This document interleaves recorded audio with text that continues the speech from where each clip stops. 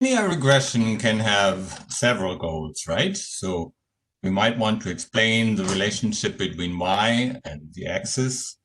We might want to do prediction, although for prediction, unless the model is really linear, there are some more sophisticated tools out there. And we might find unusual observations.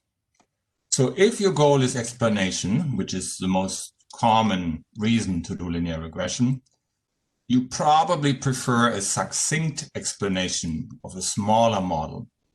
And such models are called parsimonious model, rather than having a complicated explanation of a larger model. So if you want a smaller model and you have variables, and the question is which of the variables are needed in your model? And this problem is called model selection.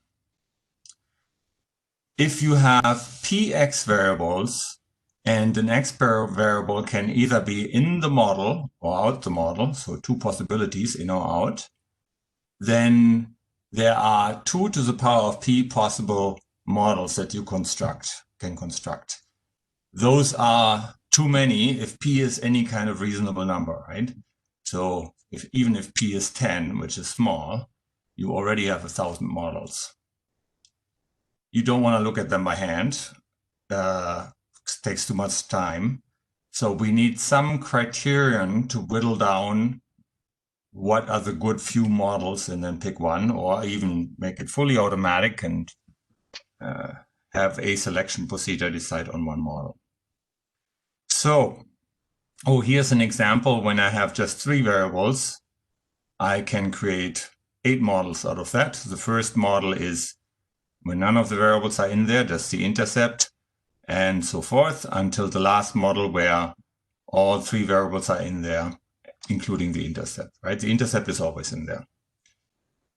All right, so we now look at some criteria of how to compare different models.